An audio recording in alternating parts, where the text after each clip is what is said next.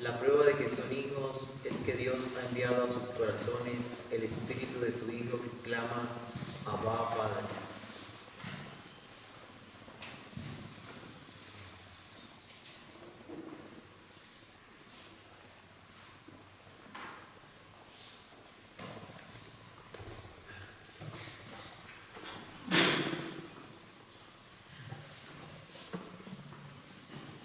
Existe en nosotros una tentación de querer explicarlo todo por medio de la razón, y eso hace que en ocasiones también nos llenemos un poco de soberbia.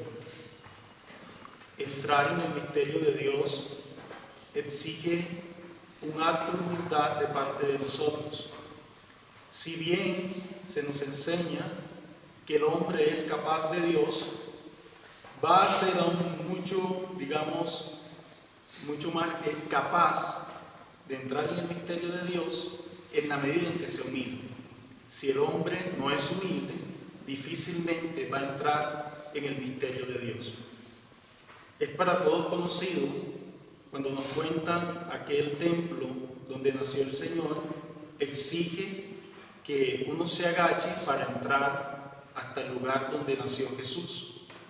Hoy necesitamos agacharnos un poco para entender este carisma, lenguas e interpretación de lenguas, porque no todo va a quedar dicho, porque habrán cuestiones abiertas. Yves Congar lo pone un poco más difícil porque dice que no hay identidad entre lo que cuenta el evangelista San Lucas en Hechos, lo que después habla Pablo en Corintios y lo que experimenta la renovación carismática hoy en día. Y se pone el asunto difícil porque lo que tenemos en las Sagradas Escrituras, digamos como el contenido más sólido, aparece en San Pablo. De hecho, para este tema nos apoyaremos mucho en él, en la primera carta a los Corintios, y se pone difícil porque hemos entendido este carisma también a partir de la experiencia de Pentecostés que cuenta Lucas en Hechos. Y se nos hace difícil porque hoy experimentamos otra realidad. Y eso ha llevado a que sean muchos los planteamientos que se hacen en torno a este tema. Lo primero que quiero que hagamos hoy es que ubiquemos los carismas en la teología católica. Sabemos nosotros cómo en el origen de nuestro movimiento se encuentra el neopentecostalismo americano, y de ahí que mucho de nuestro lenguaje sea de ellos. Y ellos, a diferencia de nosotros, no tienen una teología tan amplia. Hablar entonces de gracia es lo que conviene a un católico, más que hablar de unción. Porque a ellos de pronto tener una teología tan corta, entienden unción lo que nosotros entendemos por gracia. De ahí que vale la pena recordar un poco algo que tocaba el Padre Sergio ayer: el Espíritu Santo, en primer lugar, como gracia increada, gratis datum. El Espíritu Santo, que es gracia que se nos comunica gratuitamente. A esa gracia del Espíritu Santo se le va a llamar también de dos formas, que tienen que ver con dos manifestaciones del Espíritu. Primero, gratum faciens, que hace referencia a la gracia santificante, a las virtudes infusas y a los dones del Espíritu. Y en segundo lugar, la gratis datum, una gracia que es dada gratuitamente en utilidad espiritual del prójimo. Es a esta gracia la que se le llama carismas. Una gracia que, digámoslo así, expresa de manera más intensa el mismo concepto de gracia. La gracia que es dada gratuitamente para la utilidad espiritual del prójimo. Habiendo entonces ya ubicado los carismas dentro de nuestra teología, Vamos a hablar hoy de un carisma que hace referencia a los carismas de la palabra. Allí sabemos que se encuentra la enseñanza, la profecía y propiamente la glosolalia, el canto en lenguas, y hablaremos también un poco de la interpretación. El término glosolalia, como todos lo sabemos, es propiamente griego y la traducción más simple es hablar lenguas o hablar en lenguas, pero la más precisa, según dice un autor, Xavier Picasa, es hablar en un lenguaje del espíritu o el lenguaje portentoso. El glosolólogo va en expresión de Pablo, lo hace no para los hombres, sino para Dios. Es decir, que no lo entiende nadie. Las palabras que él expresa resultan extrañas para el oyente y en expresión de Pablo, en el capítulo 14 de Primera de Corintios, puede que alguien que no esté familiarizado con este carisma vea en esta persona un loco más. De ahí que sea necesario ser prudente con este carisma. Si usted llega a una comunidad no familiarizada con el carisma, se escandaliza, va a pensar que usted está loco y encima después empieza a pronunciar palabras sobre lo que le pasa a la gente y se complica mucho más el asunto.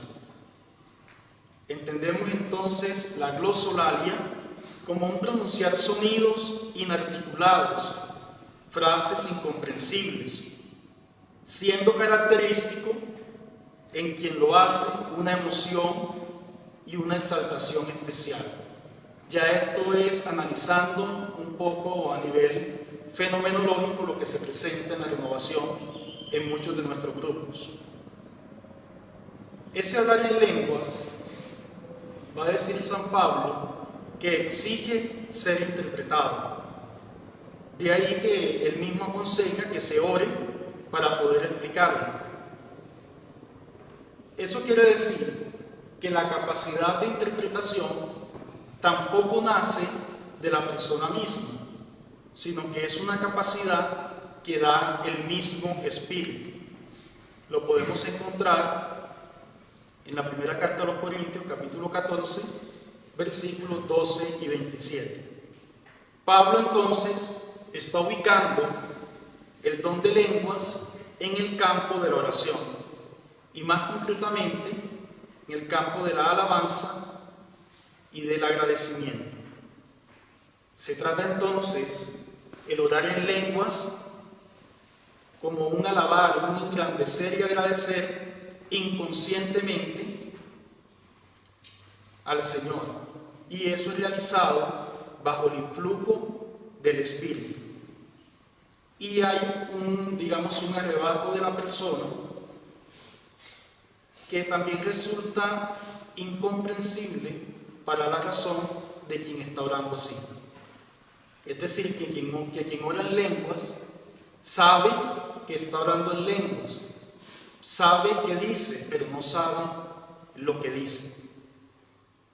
En este punto es bueno también tener otra indicación, porque de pronto, como lo afirmé ahora, se entiende como aquel profetismo estático que hemos estudiado, y no es así, porque este carisma también involucra nuestras facultades, la inteligencia, la voluntad. De ahí que nosotros podamos también decidir cuándo se empieza a ejercer el carisma y cuándo cesa. Nosotros podemos también ubicarnos en un contexto y decir, aquí se puede o no se puede, porque no se trata de que la corriente nos lleva y simplemente comenzamos a orar en lenguas, sea donde sea que nos encontremos. Yo no sé, usted se imagina allá en una de esas reuniones que hace Monseñor Fidel, y usted allí, y hablando cosas muy serias, y él le pide, vamos a orar al Espíritu, y le pide a usted que es siervo del Espíritu Santo, y usted en ese momento, sin pensar en quién más hay allí, empieza a orar en lenguas, porque está arrebatado por el Espíritu. No. Si bien es una gracia que da el Espíritu, usted tiene control. ¿Por qué? Porque implica sus facultades, la inteligencia, la voluntad. Usted se ubica en el contexto y es capaz de iniciar el carisma, cesarlo o simplemente no utilizarlo en algún contexto. Hablar en lenguas es entonces una alabanza y agradecimiento a Dios de naturaleza estática, sin entenderlo como un desprendernos nosotros de nuestras facultades para que Dios obre. Es una alabanza que toma todos los sentimientos de nosotros. Es algo que puede irrumpir y manifestarse de modo inopinado. Esta oración en el Espíritu es inexpresable y por tanto imposible de explicar a los otros. Es lo que les decía ahorita. Tratamos de acercarnos al carisma por medio de la razón, pero no todo queda abarcado aquí. Porque no debemos tener miedo en decir que se trata de una experiencia mística. Las experiencias místicas, si bien uno con palabras intenta transmitir lo que se está sintiendo, difícilmente lo va a abarcar. A nivel, de la historia, de cómo se ha ido presentando este carisma, debemos decir que en el movimiento de santidad, movimiento previo a ya el neopentecostalismo americano, ellos veían este carisma como un signo evidente de que se había dado en una persona el bautismo en el Espíritu. Y para muchas corrientes pentecostales de hoy en día es así. Si no se ora en lenguas, no se ha tenido la experiencia de bautismo en el Espíritu, que es otro término que hay que revisar, bautismo en el Espíritu. Porque para las primeras comunidades, bautismo en el Espíritu era el mismo bautismo de agua. Al no tener tampoco estos hermanos una teología amplia, dejaron simplemente bautismo en el Espíritu. Nosotros, que tenemos una teología sacramental muy amplia, debemos hacer distinción entre bautismo en el Espíritu y efusión del Espíritu. Para nosotros sí es diferente. Entonces, puede que hoy en día, en nuestras comunidades, aunque no se predique, se entienda que si alguien no ora en lenguas, no tiene una experiencia de Dios profunda. Y no es así.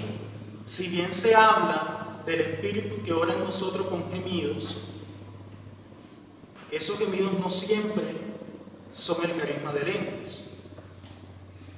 Porque entonces usted mira al que está a su lado y le dice, ve, tú oras en lenguas. No, todavía como que no, el Señor no me ha dado ese carisma. Entonces el Espíritu no ora en ti. Porque el Espíritu viene en nuestra ayuda y se producen esos gemidos. No necesariamente. Hay dos caminos, que sobrepasan la palabra, el silencio y esta manifestación. Hay dos caminos. Y a algunos se les ha dado también un don especial de contemplación. Y ese es un camino por el que el Espíritu ora en él. No necesariamente entonces se debe dar el carisma de lengua para que digamos que la persona tiene una experiencia directa de Dios.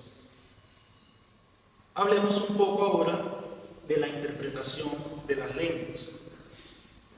Ahorita decíamos entonces que orar en lenguas no consiste precisamente en hablar la lengua de una persona de otro país, una lengua extranjera, humana. Entonces, cuando hablamos de interpretación, tampoco podemos confundirlo con traducción. El que interpreta no traduce. No sé si hasta ahí vamos ubicados. El que interpreta no traduce, sino que da a entender el sentido de lo que se está orando. Y eso se da también por el mismo ambiente espiritual que crea la oración. La interpretación consiste entonces en declarar el sentido de algo. Y ahora cuando digo declarar, ustedes pueden decir, ¿y eso qué a nivel protestante? ¿Dónde lo conseguiste? No. Digamos que es la definición que da el diccionario, declarar el sentido de algo. Entonces, cuando hablamos de interpretación de lenguas, nos referimos a expresar algo que se percibe en relación con el mensaje en lenguas. Y esto lo puede hacer la misma persona que ora o algún otro hermano que esté orando allí. Se puede entonces constatar la presencia de la glosolalia también en cultos no cristianos. El padre Cantalamessa, cuando toca este tema, él entonces afirma que el carisma se apoya en la potencialidad religiosa innata en el hombre. Porque cuando uno estudia un poco la historia de este carisma, se da cuenta que no solo está presente en los cristianos, y no es por escandalizar, ¿cierto? Pero los indígenas, allá en su religiosidad propia, también presentaban manifestaciones muy similares al carisma de lengua. El padre Cantalamessa entonces dice, no es que eso sea una cuestión ajena a lo que experimentamos nosotros, sino que el mismo Espíritu obra como quiere y obra en ellos de esta manera. ¿Por qué se apoya este carisma en esa capacidad o ese ser religioso que es innato en el hombre? Entonces, han sido algunas indicaciones sobre este carisma. No se abarca todo. Es bueno saber que hace parte de las gracias actuales especiales en nuestra teología, que es una gracia que sí se utiliza en beneficio del prójimo. Ahí lo ubica también Antonio Royo Marín dentro del grupo de las gracias que benefician al prójimo, y tener en cuenta esa aclaración de Ipscongar, porque entonces nosotros nos cohibimos a veces y decimos no, pero ahí dice que no son en lenguas. Ipscongar lo que va a hacer es una distinción entre el ámbito litúrgico y esa parte de oración espontánea. Claro, es diferente que usted en la misa llega y ya sabemos cómo el misal viene organizándonos, ¿sí?, nuestro ritual y todo el asunto, y usted entonces en vez del acto penitencial empieza a orar en lengua. O sea, no es el lugar, no es el lugar. Pero sí se puede orar en lenguas, como él establece esa distinción entre lo que dice Hechos de los Apóstoles, lo que dice San Pablo y lo que vivimos nosotros. Sí se puede usar en esos grupos de oración a los que nosotros asistimos. Sí, exige ser interpretado, exige vida de oración. Ciertamente, como también lo explicará el padre Cantalamessa, este carisma nos lleva a tener más deseo de Dios, a ir creciendo en la vida en intimidad con Él. Luego, como a manera de conclusión, saber que la interpretación no es una traducción, sino que es explicar el sentido global del mensaje en lenguas, y entender que este carisma se apoya en la capacidad religiosa innata de todo hombre. Gloria al Padre, y al Hijo, y al Espíritu Santo.